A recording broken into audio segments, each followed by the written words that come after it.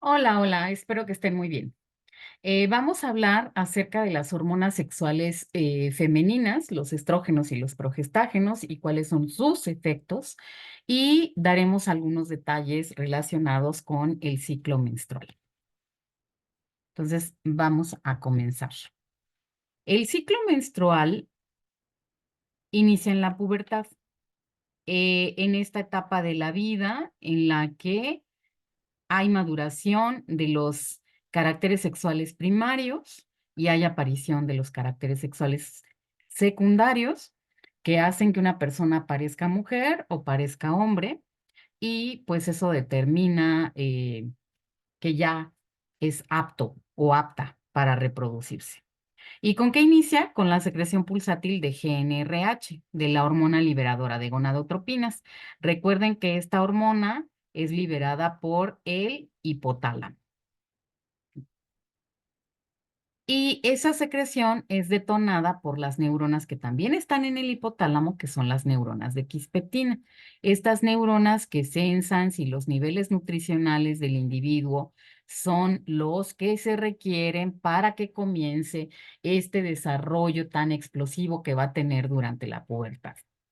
Recuerden que hay una competencia de 10 a 20 folículos secundarios que se reactivan por ciclo menstrual y de esos 10 a 20 o 20 a 30, solo uno va a madurar, solo uno va a ser capaz de tener suficientes células de la teca y suficientes células de la granulosa como para poder ser el folículo de cuyo interior salga el ovocito que podría ser fecundado.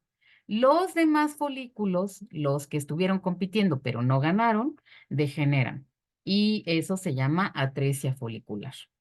Es muy importante decir que durante el ciclo menstrual existen muchos cambios y esos cambios determinan cuándo, que es una de las preguntas clave, cuándo se produce y libera y cuánta hormona se secreta dependiendo de la fase del ciclo ovárico. Acuérdense que el endometrio tiene receptores para las hormonas ováricas. ¿Para cuáles hormonas? Para estrógenos y para progesterona. Los estrógenos, recuerden que el principal estrógeno es el 17 beta estradiol. Entonces, cada vez que yo les hable de estrógenos, es 17 beta estradiol. Lo voy a usar de manera indistinta. Estrógenos, 17 beta estradiol, estradiol. Entonces, como el endometrio tiene receptores para estrógenos y para progesterona, pues también ocurren cambios en la estructura y en la capacidad secretora del endometrio conforme lo que vaya pasando en el ovario. Entonces, recordar que el ciclo ovárico tiene dos fases, la fase folicular y la fase lútea. ¿Y qué está en el medio de esas dos fases? La ovulación.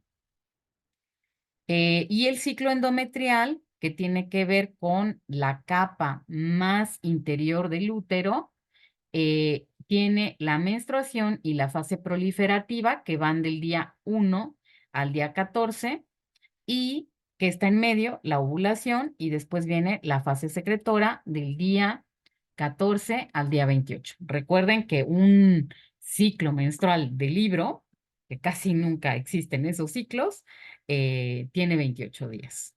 Y las fases están separadas, al menos las ováricas, y también, por supuesto, las endometriales, por la ovulación.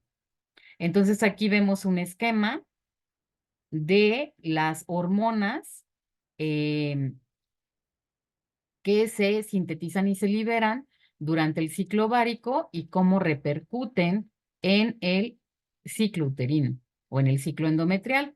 Entonces aquí vean que tenemos a la hormona folículo estimulante de color azul, la hormona luteinizante o LH de color pues rosa, los estrógenos de color verde y la progesterona de color morado.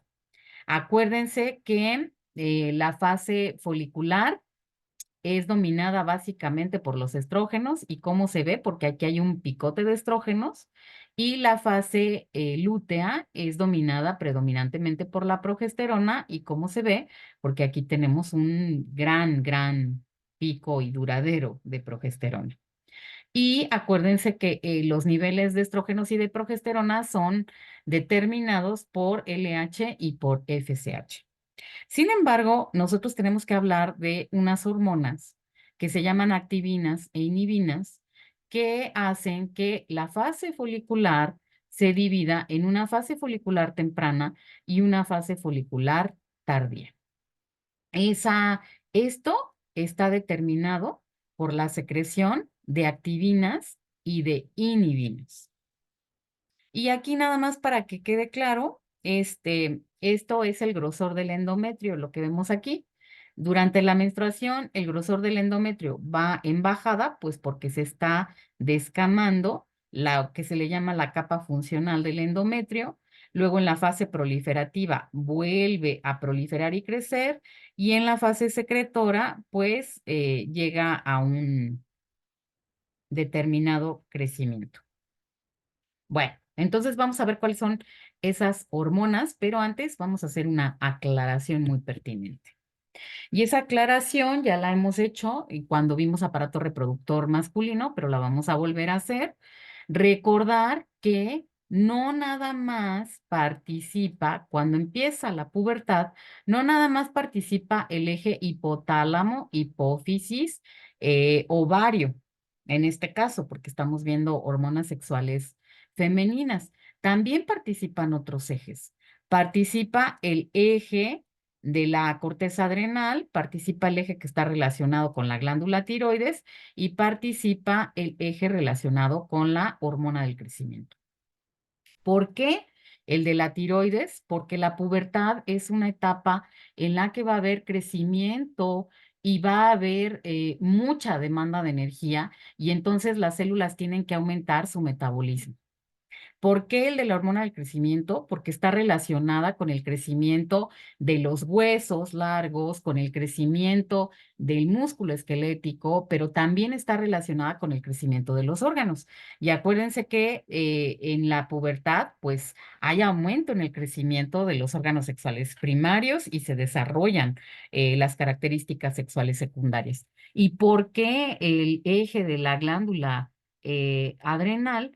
Porque acuérdense que aquí, además de cortisol, que nos asegura que va a haber protección contra la hipoglucemia y que nos asegura que va a haber hasta cierto punto disponibilidad de energía, al menos en forma de glucosa, para que se realicen los procesos, también en este eje se sintetiza andrógenos débiles, el DHEA y la androstenodiona. Y estos son precursores de hormonas sexuales.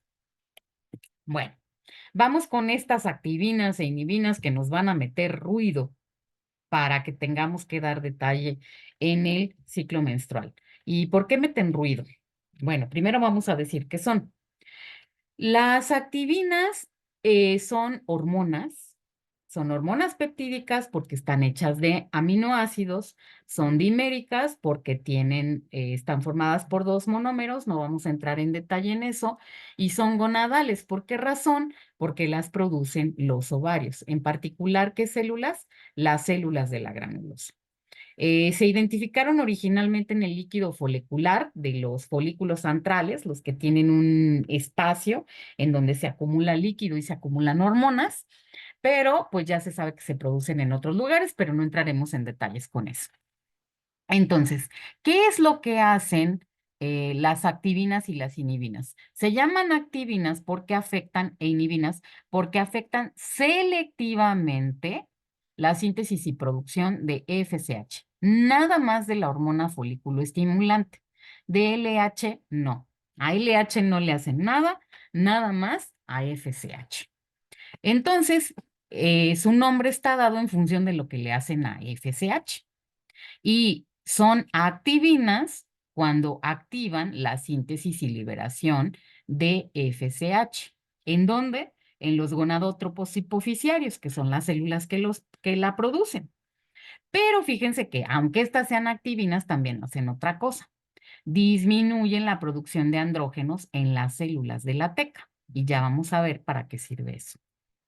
Por otro lado, las inhibinas, insisto en que su nombre está dado en función de lo que le hacen a FSH, y si son inhibinas, pues obviamente inhiben la síntesis y liberación de FSH. ¿En dónde? Pues en las células que producen a FSH, que son los gonadotropos hipoficiarios.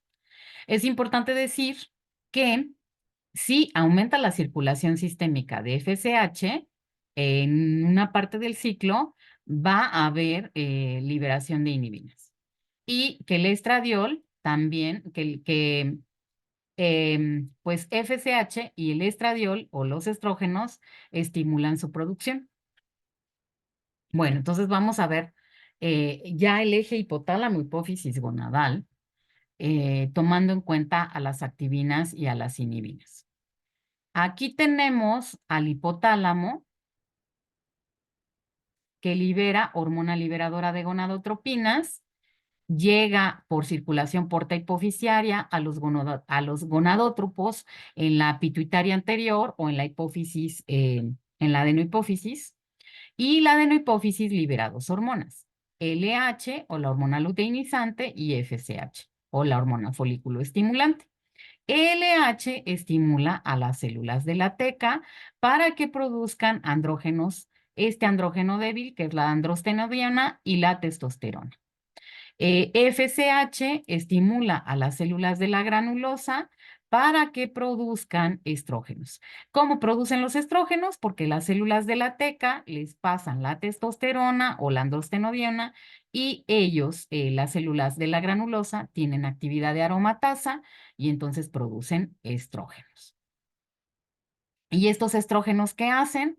Pues se pueden ir a la circulación sistémica y si se van por la circulación sistémica, retroalimentan negativamente a la liberación de FSH y también a nivel de hipotálamo, pero a nivel de otros órganos.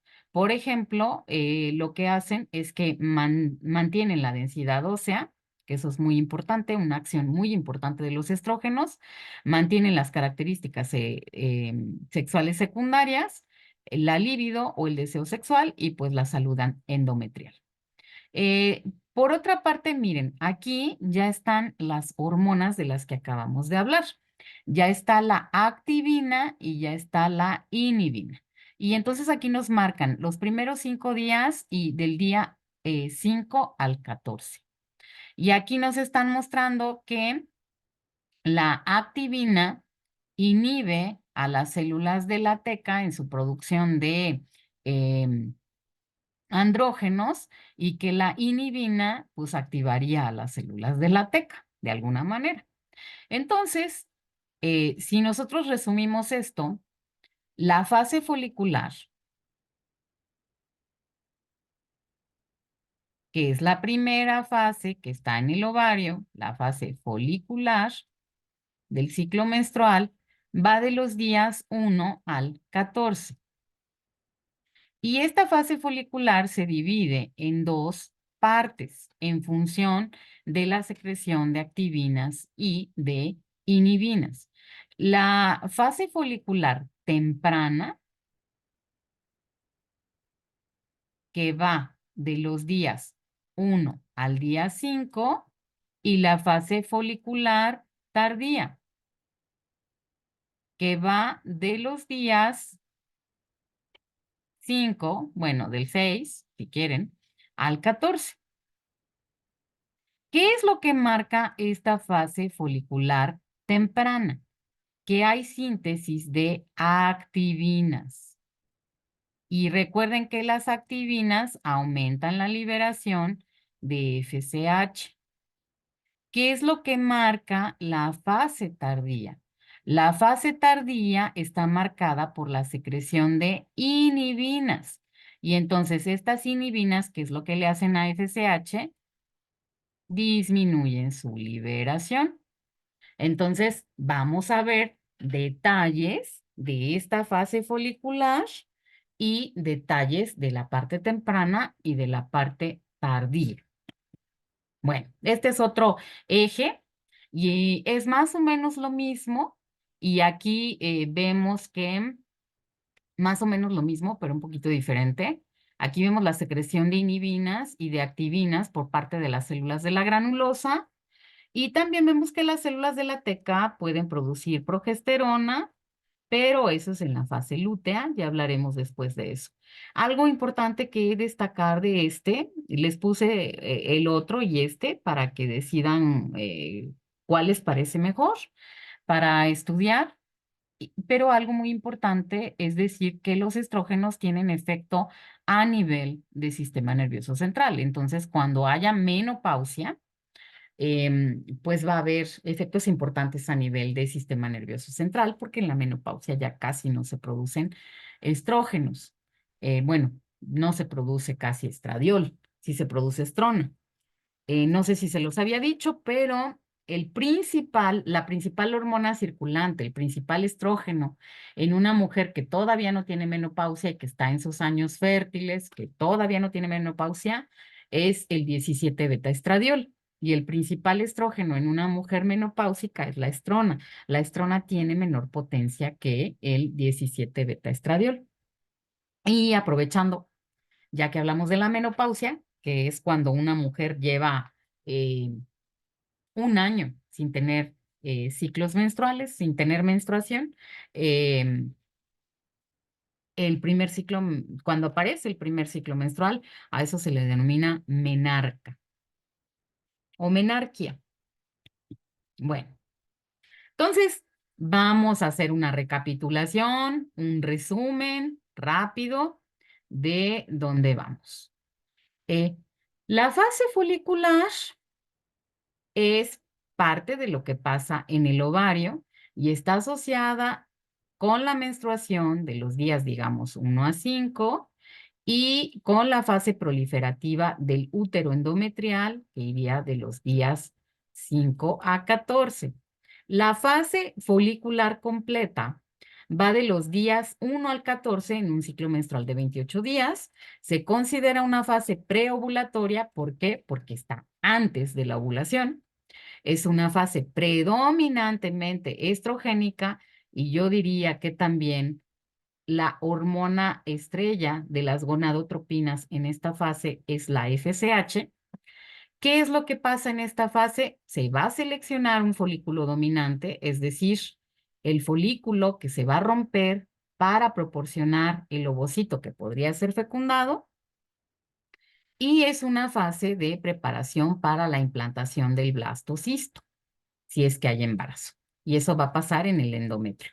Aquí comienza la preparación, en la fase lútea se termina la preparación. Entonces, ¿qué es lo que pasa? Recuerden que según el eje hay secreción pulsátil de GnRH, de la hormona liberadora de gonadotropinas.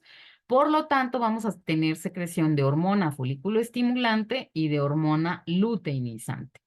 Y estas dos hormonas estimulan el desarrollo de los folículos secundarios. Se requieren las dos. Y estos folículos secundarios, recuerden que son los folículos que ya tienen células de la granulosa y que ya tienen células de la teca. ¿Cuántos folículos van a empezar a competir por ver si ellos son el folículo dominante? Pues algunos libros dicen que de 10 a 20, otros dicen que de 20 a 30, pero empiezan una carrera por madurar. ¿Qué hace LH? LH, recuerden, estimula las células de la teca interna. ¿Para qué? Para que produzcan andrógenos. Andrógenos. ¿Cuáles? Androstenediona y testosterona. Y FSH estimula a las células de la granulosa. ¿Y para qué estimula a esas células? ¿Para qué? Para que aumenten, fíjense nada más, sus receptores a ella misma. O sea, estimulan a las células de la granulosa para que aumenten los receptores para ella, para FSH. Y si aumentan sus receptores, las células de la granulosa que tengan más receptores para FSH van a aumentar su sensibilidad a esta gonadotropina. Cabe decir que el folículo que tenga más receptores para FSH va a ser el folículo que se seleccione como folículo dominante. ¿Por qué razón? Porque es el folículo que va a crecer más, que va a tener más células de la teca, que va a tener más células de la granulosa y que va a ser más sensible a las hormonas. También FSH hace otra cosita, hace que aumenten los receptores para LH y eso aumenta la sensibilidad a LH en las células de la teca. ¿Y eso qué hace? Que se vaya preparando ese folículo para ovularse. Entre más receptores para LH tenga, mejor, pero eso todavía no llega, lo de la ovulación, pero ya se va preparando desde aquí. Y además hay otra cosa. FSH también estimula a las células de la granulosa para que expresen aromatasa. Esta enzima que convierte a los andrógenos en estrógenos. Recuerden por qué lo hace. Porque aromatiza el anillo A de el núcleo esteroidal. Y al hacer eso, hace que los estrógenos puedan interaccionar con los receptores para estrógenos, con los ER. Bueno, entonces eso es lo que hacen LH y FSH. Pero vamos a ver cómo meten ruido las activinas y las inhibinas. ¿Cómo meten ruido? Pues vamos a ver la fase folicular temprana, que va de los días 1 a 5 en un ciclo de 28 días. Esta fase folicular temprana está asociada con la menstruación a nivel del útero. ¿Qué hay aquí? Pues aquí hay secreción de activinas y se selecciona el folículo dominante. El folículo que va a proporcionar el óvulo que pudiera ser fecundado o fertilizado. Entonces, ¿qué pasa aquí? Las células de la granulosa secretan activinas. ¿Y esto qué hace?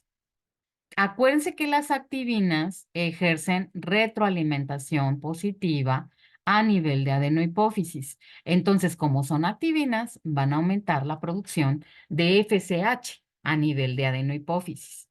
Y acuérdense que FSH hace que aumenten los receptores para FSH en las células de la granulosa. Entonces, ¿qué es lo que pasa? Que van a tener más receptores para FSH y aumenta la secreción de FSH. Pero también las activinas hacen otra cosa. Disminuyen la producción de andrógenos en las células de la teca. ¿Y eso para qué? ¿Qué sentido tendría disminuir la producción de andrógenos en las células de la teca? Pues esto va a limitar la conversión de andrógenos en estrógenos. ¿Para qué?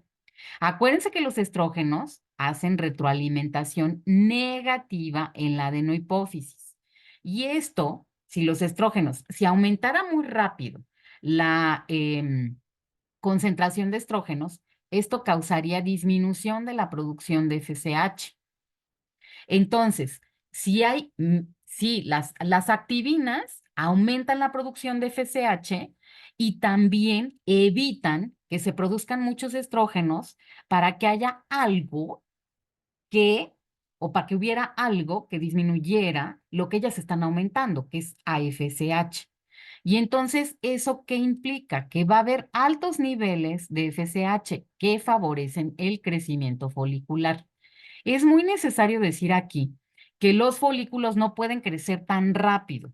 Tienen que ir madurando de poquito en poquito, día con día, porque si lo hacen muy rápido, no lo hacen de manera adecuada y eso puede ocasionar que haya defectos en los folículos y en los ovocitos. Entonces, más o menos por el día 5, el folículo dominante, que es el que se selecciona para seguir su desarrollo. ¿Y por qué se selecciona? Porque es el más sensible a FSH. ¿Por qué es el más sensible? Porque es el que tiene más receptores para esta gonadotropina, más receptores para FSH. Entonces, el folículo dominante hace un cambio. Ahora ya no es el primero que va a hacer eso, ya no va a secretar activinas, ahora va a secretar inhibina. ¿Por qué? Porque el folículo dominante es como si fuera muy envidioso, como si dijera, yo ya tengo todos los receptores para FSH que necesito. Eso a mí me asegura que voy a poder crecer y que voy a tener muchas células de la teca y que voy a tener muchas células de la granulosa. Y a mí no me importa que todos los demás competidores crezcan. Entonces, la manera en la que les mete la pata es que empieza a hacer ese switch de cambiar su secreción de activina a inhibina. ¿Qué está pasando mientras tanto en el endometrio? Se está descamando el endometrio y por lo tanto está ocurriendo la menstruación en el útero. El útero se está descamando, la capa funcional del endometrio, y eso es lo que está pasando ahí. Pero viene la fase folicular tardía, ¿qué es lo que pasa ahí? La fase folicular tardía va de los días 5 a 14 en un ciclo de 28 días, y esta fase está asociada con la fase proliferativa a nivel de endometrio uterino. ¿Aquí qué hay? Pues hay secreción de inhibinas. El folículo dominante se desarrolla y hay atresia de los folículos no dominantes. Entonces, ¿qué pasa? Que las células de la granulosa de los folículos secundarios que siguen todavía en competencia secretan estas hormonas que ahora son inhibinas. Pero acuérdense que el primero que lo hizo fue el folículo dominante. ¿Esto qué hace? Que disminuye la producción de FSH a nivel de hipófisis. Y como la inhibición de las activinas hacia las células de la teca disminuye, porque ya no hay secreción de activinas o porque está disminuyendo, LH puede hacer su trabajo. ¿Y cuál es el trabajo de LH? Pues que se produzcan andrógenos en las células de la teca. Y si se producen más andrógenos, entonces va a haber un aumento en la conversión de andrógenos a estrógenos y va a aumentar gradualmente, de manera muy, muy gradual, la producción de estradiol.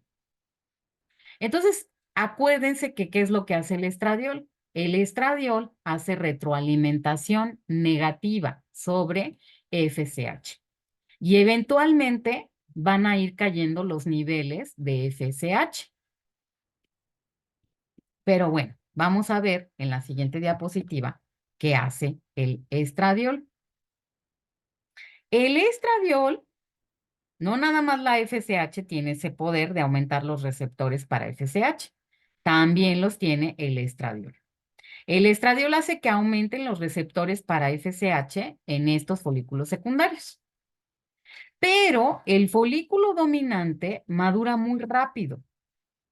Como el folículo dominante es el que produce más estradiol, es el que se vuelve muy sensible a FSH.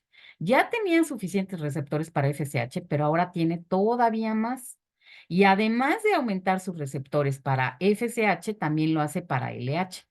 Se hace cada vez más sensible a estas hormonas. Acuérdense que la sensibilidad está relacionada con que con poquita cantidad de esa hormona se hagan las vías de señales. Entonces hay un ciclo de retroalimentación positiva. Fíjense, FSH y LH estimulan la producción de estradiol. El estradiol aumenta los receptores para LH y FSH y las células se hacen más sensibles a LH y se produce, y a FSH y se produce más estradiol. Y es un ciclo de retroalimentación positiva. Entonces, ¿qué es? ¿Y eso qué hace? Eso hace que que el folículo dominante sea muy sensible a LH y a FSH y que tenga una producción de estrógenos muy, muy alta. Y entonces, aparte, ¿qué pasa? Pasa que el aumento de receptores para LH en las células de la granulosa es una preparación para la ovulación. Eso ya lo habíamos visto en otra diapositiva. Eso va a pasar después. Entonces, el folículo dominante es muy grande cada vez tiene más células de la granulosa y cada vez tiene más células de la TK. Es extremadamente sensible a FSH y a LH y tiene una gran producción de estradiol. Entonces, el estradiol que está produciendo el folículo dominante provoca disminución de los niveles de FSH y LH, porque acuérdense que el estradiol hace retroalimentación negativa hacia la adenohipófisis y también hacia el hipotálamo. Y entonces, ¿eso qué pasa? Que como disminuyen los niveles de FSH y de LH, los folículos competidores que sean poco sensibles a FSH en particular, van a entrar en atresia. Entonces, el hecho de que el folículo dominante produzca más estradiol hace que los otros folículos, sus folículos competidores, entren en atresia. ¿Y por qué entran en atresia? Porque él tiene un montón, pero un montón, un montón, un montón, un montón de receptores para FSH y para LH. Y los otros folículos tienen poquitos. Entonces, como disminuyeron las concentraciones de LH y de FSH, en estos folículos que no tienen tantos receptores, eso los afecta porque ya no pueden seguir creciendo, porque las concentraciones de LH y de FSH ya disminuyeron. Pero este sí puede seguir creciendo porque es muy sensible y aún con poquitos niveles de estas gonadotropinas, puede continuar creciendo. Mientras tanto, ¿qué pasa en el útero? Que es lo último que dice esta diapositiva. En el útero, ¿qué es lo que pasa? El estradiol favorece el crecimiento endometrial y lo prepara para la implantación. Las células endometriales proliferan, crecen, los vasos sanguíneos se expanden y aumenta el número de receptores para progesterona. Este es uno de los efectos mágicos que tiene también el estradiol. Aumenta los receptores para progesterona a nivel uterino. Bueno, esta nada más es para decirles que se acuerden que hay dos tipos de neuronas de quispeptina en las mujeres. Fíjense, aquí está el eje hipotálamo, hipófisis, ovario. Y entonces, unas de estas neuronas, son sensibles a la retroalimentación negativa por los estrógenos. Y otras de estas neuronas de quispeptina son sensibles a la retroalimentación positiva por los estrógenos. Entonces, estas neuronas de quispeptina que son sensibles a los niveles bajos de estrógenos, cuando estas hacen retroalimentación negativa. ¿Eso qué quiere decir? Que no es cierto, no son niveles bajos de estrógenos, más bien es que los niveles de estrógenos, que cuando aumentan los estrógenos, estas neuronas de quispeptina hacen que disminuyan los niveles de LH y que disminuyan los niveles de FSH. Pero las que son sensibles a que estas también son sensibles a altas concentraciones de estrógenos, pero estas ¿qué hacen? Estas hacen una retroalimentación positiva, perdón. Entonces lo que ocurre aquí es que mejor lo pongo del otro lado, y de otro color, para que sea más notorio. Lo voy a poner de color verde. Entonces, lo que pasa es que cuando aumentan las concentraciones de estradiol, aumentan particularmente a LH y aumentan a FSH. Entonces, durante la mayor parte de la fase folicular, van aumentando de manera gradual las concentraciones de estrógenos. Y estas concentraciones de estrógenos que van aumentando de manera gradual hacen retroalimentación negativa. O sea, si aumentan los estrógenos, disminuye LH y disminuye FSH. Pero cuando los niveles de estrógenos ya son muy elevados, muy grandes, porque el folículo dominante está produciendo muchísimos estrógenos, entonces hacen retroalimentación positiva y pasa esto de acá. Cuando las concentraciones de estrógeno son muy altas, entonces va a haber un pico enorme de LH, se dice que hasta 16 veces, y un pico moderadón de FSH, que es de unas 6 veces. Entonces, estas concentraciones elevadas de estradiol son las que provocan un pico de LH y ese pico de LH es lo que provoca la ovulación. Entonces, ¿qué es lo que pasa? Cuando, como decíamos, voy a regresar a mi color rojo, las concentraciones de estradiol son máximas. ¿Quién está produciendo la mayor cantidad de este estradiol? El folículo dominante, el folículo que va a proporcionar al ovocito. Entonces, aquí, cuando las concentraciones de estradiol son máximas, hay un cambio de retroalimentación positiva a retroalimentación, perdón, de retroalimentación negativa a retroalimentación positiva sobre el hipotálamo y sobre la hipófisis. ¿Eso qué hace? Que haya mayor liberación de hormona liberadora de gonadotropinas hacia la hipófisis y que haya mayor liberación de FSH con un pico pequeño, un pequeño aumento o moderado y que haya un aumento de LH y este pico es grande y transitorio y se le conoce como pico de LH. Eso cuando ocurre en un ciclo de 14 días, más o menos en el día 14, o sea, exactamente a la mitad del ciclo menstrual. ¿Qué es lo que vemos aquí? Pues este es un ovario y este es el grado de desarrollo que ha ido teniendo este folículo dominante. Y vean que los folículos pueden ser tan grandes que se alcanzan a ver a simple vista. Y esto es la ovulación. Cuando se expulsa del ovario el ovocito, pero el ovocito no va solo, va acompañado con células. Entonces, ¿qué es lo que pasa? ¿Qué es la ovulación?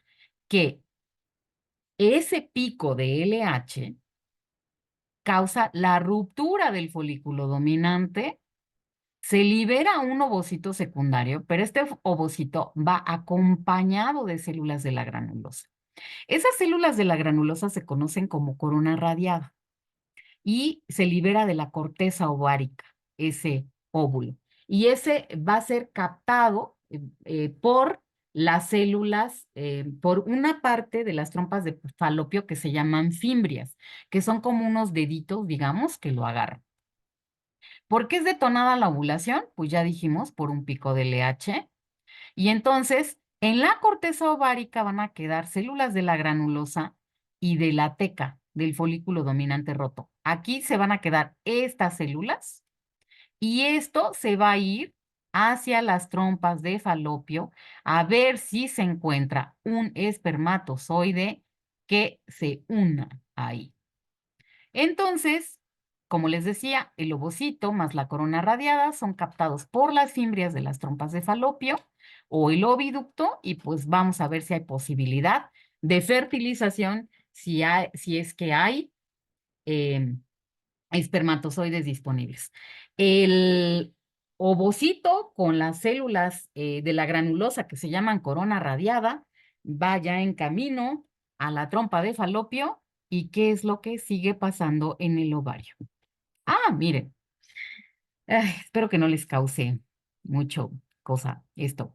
Esto precisamente es la ovulación. Les decía, miren, aquí está el ovario, pero esto es en vivo y a todo color. Este es el ovario, este es un folículo, pueden ser bastante grandes, se alcanzan a ver perfectamente bien, sin necesidad de un microscopio. Y este es el ovocito con la corona radiada. Y acuérdense que la corona radiada son las células de la granulosa que lo acompañan. Aquí está, y miren cómo se expulsa.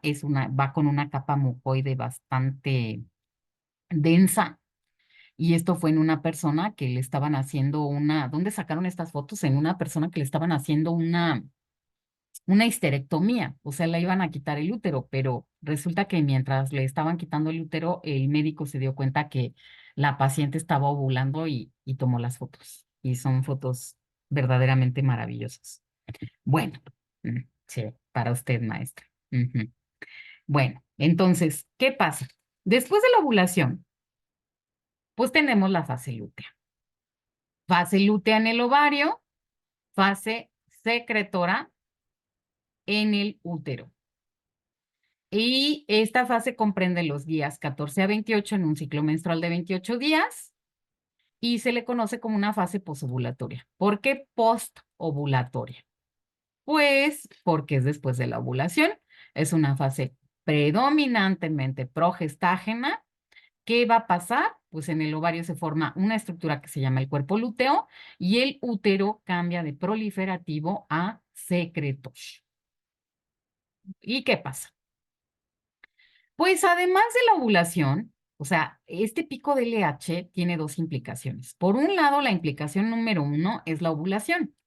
Por otro lado, estimula la luteinización o la formación del cuerpo lúteo. Entonces, ese pico de LH tiene dos implicaciones. Una, la ovulación. Otra, la formación del cuerpo lúteo. Entonces, ¿qué pasa? Que los restos del folículo dominante que quedó ahí en la corteza ovárica, los restos, lo que no salió hacia las trompas de falopio, son células de la granulosa y células de la teca. Esas que se quedaron en la corteza ovárica maduran y forman esta estructura que se llama el cuerpo lúteo. ¿Por qué se le llama cuerpo lúteo? Porque es de color amarillo. Y es de color amarillo porque acumula mucho colesterol y muchas sustancias que tienen ese color amarillo. Entonces, por acción de LH, la hormona estrella K, y por eso se llama fase lútea, pues es LH. Por acción de LH, el cuerpo lúteo secreta pocos estrógenos y mucha progesterona. Entonces, conforme aumenta la producción de progesterona, la progesterona, recuerden, la progesterona hace retroalimentación negativa hacia el hipotálamo y hacia la hipófisis. Y entonces disminuye la producción de hormona liberadora y también de FSH y LH. Si disminuye la producción de FSH, pues eso quiere decir que en esta fase no habrá crecimientos de nuevos folículos. Qué bueno, porque no lo necesitamos. Y como hay menos LH, hay menos estimulación para el mantenimiento del cuerpo lúteo, si es que no hubiera fertilización. El cuerpo lúteo dura 2 semanas, o sea, dura 14 días. La fase lútea del ciclo ovárico es la que tiene menos variación. La que varía más y la que hace que los ciclos se acorten o se alarguen es la fase folicular. La que es la lútea, que esta es la segunda después de la ovulación, esta es muy, muy estable.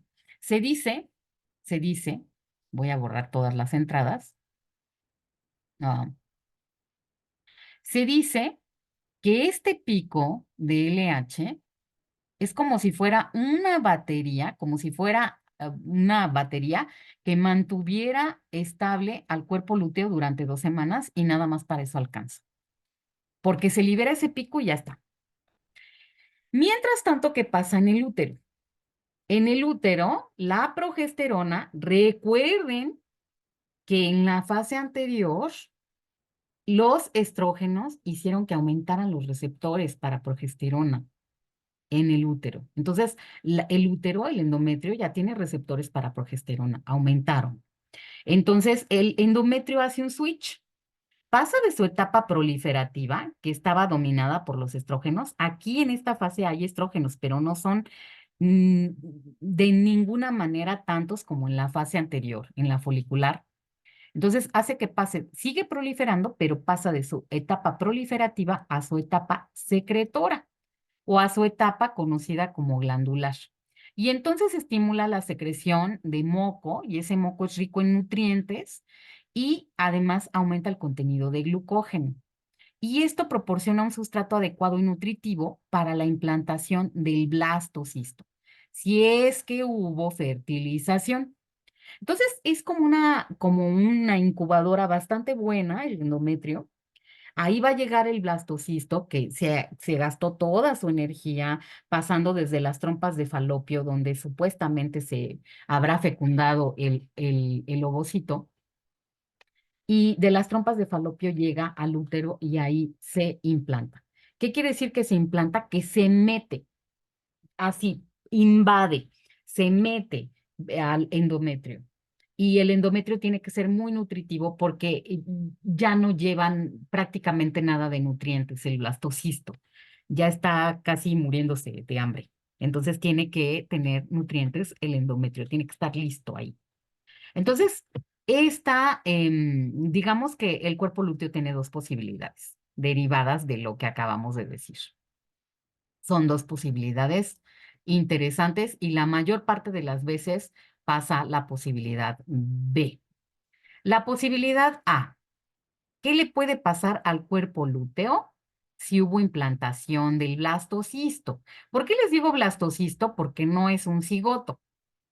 Si un ovocito se une con un espermatozoide, van a formar una célula que se llama cigoto. Y ese cigoto se va a dividir primero en dos células, luego en cuatro, luego en ocho y la. El asunto es que va a llegar al útero en estado de blastocisto. El blastocisto tiene como una cavidad de líquido aquí. Entonces, en ese estadio llega a implantarse. Entonces, si hubo implantación porque hubo fertilización, comienza el embarazo y una hormona secretada por la placenta, que se llama gonadotropina coriónica humana, mantiene el cuerpo lúteo. Y esa hormona mantiene el cuerpo lúteo más o menos unos 3 meses. O sea, el cuerpo lúteo se mantendría durante los primeros 3 meses de embarazo, en el primer trimestre. Y si se mantiene el cuerpo lúteo y el cuerpo lúteo hace progesterona en mayor parte, acuérdense que esta enzima se llama progesterona porque quiere decir progestación, entonces se mantiene el endometrio y no hay menstruación. Pero tenemos la opción B, que es la que se va a dar la mayor parte de las veces.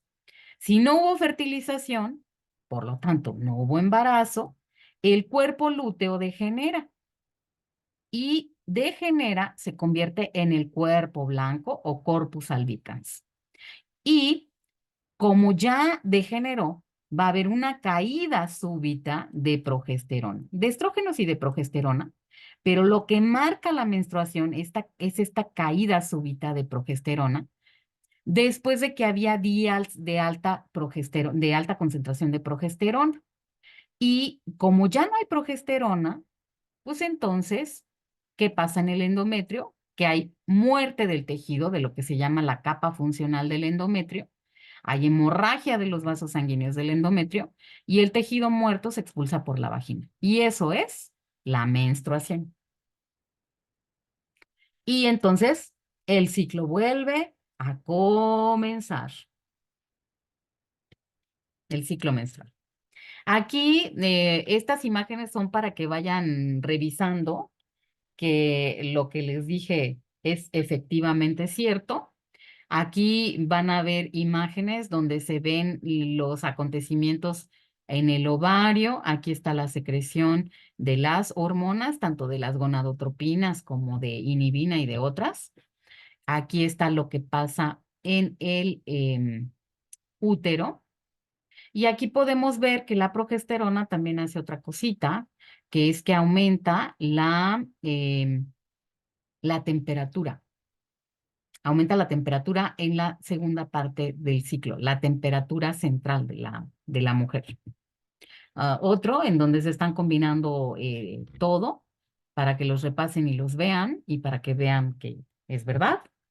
Y bueno, nada más para ver que los ciclos menstruales pueden tener mucha variabilidad. Ya les dije que la fase que más varía es la fase folicular, pueden ir entre 23, lo más común 25, 35, 36 días.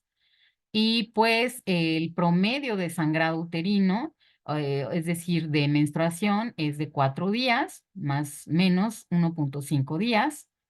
Em, y pues que los ciclos de ovulación La mayoría de los ciclos, cuando una mujer comienza su menarca, que es la primera menstruación, son ciclos anovulatorios y también se convierten en anovulatorios los últimos antes de alcanzar la menopausia, y la mayor parte de los ciclos menstruales, mientras son la edad reproductiva, los años reproductivos, son ovulatorios.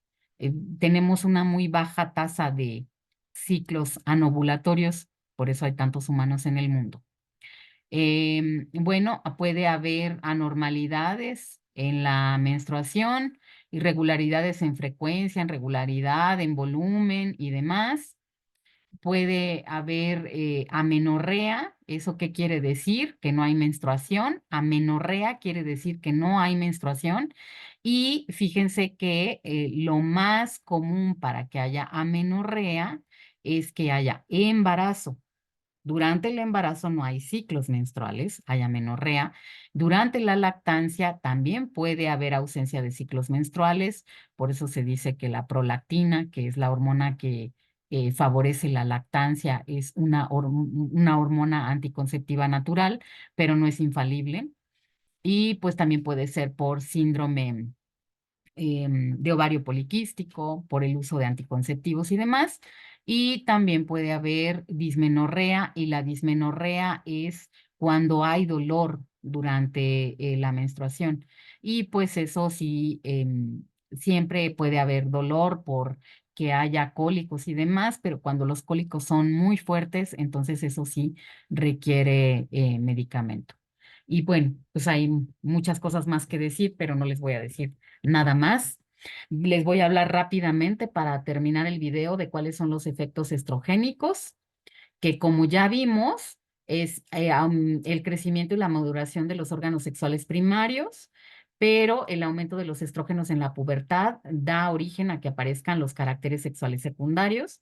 ¿Cuáles son estos? Pues el desarrollo de un tejido que se llama estroma y de conductos en la mama, el crecimiento acelerado y cierre de las epífisis de los huesos largos. Acuérdense que eh, cuando se cierran las epífisis de los huesos largos, pues ya se va a crecer muy poquito.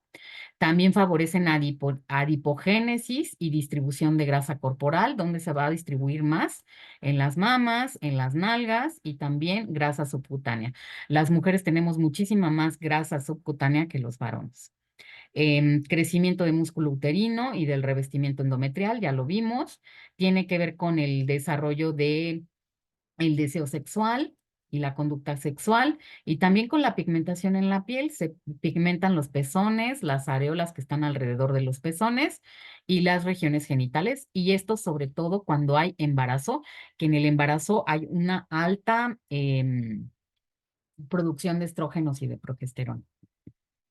Esto nada más es para que vean esto. Estos se llaman los estadios de Tanner, de desarrollo de las mamas y de cómo va cambiando la forma de em, de los genitales externos. Y la aparición del vello púbico, que también tiene que ver con eh, el eje de la corteza adrenal, porque antes de la pubertad hay algo que se llama adrenarquia, y es ahí donde empieza a aparecer el vello púbico.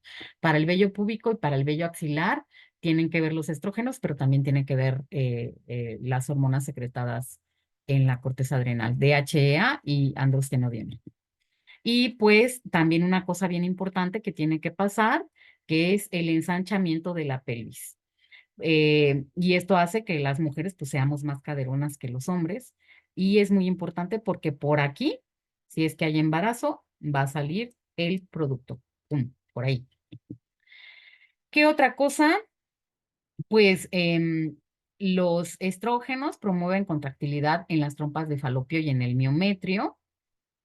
¿Para qué? Pues para que cuando hay contacto sexual, los espermatozoides puedan llegar más fácilmente a las trompas de falopio y pues que lleguen más bien a las trompas de falopio, que es donde se va a producir la fertilización. Producen un moco cervical que es muy hidratado, que también favorece que los espermatozoides puedan nadar. Ya vimos que el crecimiento de los folículos ováricos en la fase folicular, síntesis de enzimas, factores de crecimiento, factores de diferenciación en útero y en mama, y eso hace que cualquier cosa que cause exceso de estrógenos pueda ser un factor causal para cáncer de mama y de endometrio. Favorece la síntesis de receptores para progesterona y pues ya habíamos visto que tienen influencia en la adipogénesis y en la producción de leptina. La leptina es una hormona que se produce en el tejido adiposo y los niveles de leptina están relacionados con la posibilidad de embarazo. Entonces ya vimos que en endometrio y en mama los estrógenos tienen un efecto proliferativo. A nivel de cerebro tienen efecto neuroprotector porque se dice que disminuyen la inflamación, regulan la sensibilidad al dolor, tienen que ver con la memoria y con el sueño y también con el estado de ánimo. Por eso una mujer que tiene menopausia se le puede alterar la memoria, se le pueden alterar sus ciclos de sueño y también su estado de ánimo. Conservan la densidad ósea a nivel de hueso y previenen osteoporosis. ¿Por qué? Porque disminuyen la tasa de resorción de hueso, promueven la diferenciación de osteoblastos en osteocitos, que son las células que producen hueso, inhiben la diferenciación de los osteoclastos, que son las células que degradan al hueso, y pues ya vimos que tienen que ver con el cierre de epífisis de los huesos largos. Esto que tiene que ver con el hueso explica por qué una mujer que tiene menopausia puede tener osteopenia o puede tener osteoporosis y es más fácil que tenga fracturas de hueso. A nivel de corazón, ay, se me olvidó poner un corazón aquí, los estrógenos tienen efecto cardioprotector porque previenen la disfunción de cardiomiocitos en condiciones de estrés, que puede ser estrés hipertensivo, isquémico u oxidativo. A nivel de vasculatura, también son protectores, favorecen la expresión de la sintasa de óxido nítrico endotelial y eso causa vasodilatación en vasculatura periférica y en las arterias coronarias. Eso es muy bueno y eso hace que prevengan el desarrollo de aterosclerosis. Pero también hace que en las mujeres que son menopáusicas haya unas cosas que se llaman síntomas vasomotores, que son lo que se llaman sofocos o bochornos, y que a nivel de los vasos sanguíneos que hay en las meninges haya vasodilatación y eso hace que las variaciones en los ciclos menstruales puedan producir migraña. Las mujeres somos más sensibles a la migraña precisamente por eso. También tienen niveles muy importantes a nivel de hígado, efectos, perdón, a nivel de hígado. Aumentan la concentración circulante de proteínas transportadoras de hormonas esteroides. La transcortina que transporta, por ejemplo, arcortisol, la hormona de unión, la globulina de unión a hormonas tiroideas, como T3, como T4 y la globulina de unión a hormonas esteroides, que esta es la que sirve para que se transporten las hormonas sexuales. Eso que implica que va a haber un aumento de concentración circulante de hormonas tiroideas, de estrógenos, de corticosteroides, pero también acuérdense que la hormona unida no es la hormona que ejerce el efecto, pero sí hay un aumento de circulación. Entonces, entre más circulación haya de estas hormonas, pues mayor hormona libre podría haber también. Y se dice que promueven un perfil lipídico favorable. ¿Esto qué quiere decir?